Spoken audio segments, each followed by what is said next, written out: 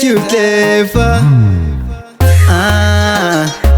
zvamunoona upenyu unorema, ndosaka ndichikumbira kunasa matenga.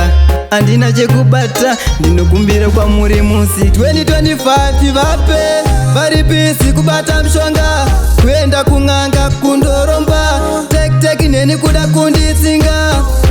2025 vape vari bisi kubata mshonga, kuenda kung'anga kundoromba, tek neni kuda kunditsinga.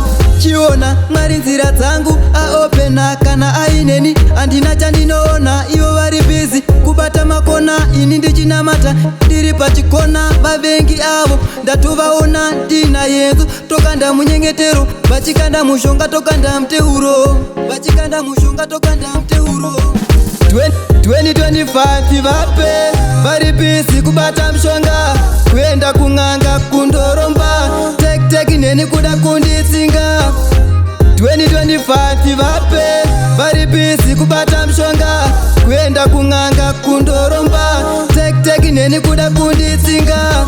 Ndauyawo madzibaba masvika pakirawa, ndatopfugama munhu waMwari. Zvinhu zvakadzvanya, mufunge zvinhu zvangu hazvizi kufamba, kubasa kwangu zvinhu hazvizi kutengwa. Veukama vakabata urombwa, hanzi kuna Mwari hakuna chinorema. Ndosaka ndauya pano ndichichema, ndosaka ndauya pano ndichichema. 2025 vape vari bisi kubata mshonga, kuenda kung'anga kundoromba, tek neni kuda kunditsinga.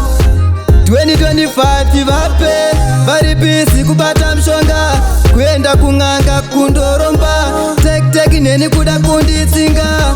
Chiona Mwari nzira dzangu aopena, kana aineni handina chandinoona. Ivo vari bisi kubata makona, ini ndichinamata ndiri pachikona. Vavengi avo ndatovaona ndina yenzo, tokanda munyengetero, vachikanda mushonga tokanda mteuro, vachikanda mushonga tokanda mteuro.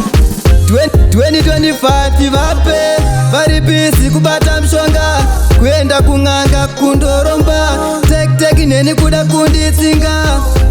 2025 vape vari bisi kubata mshonga, kuenda kung'anga kundoromba, tek neni kuda kunditsinga. It is a power production.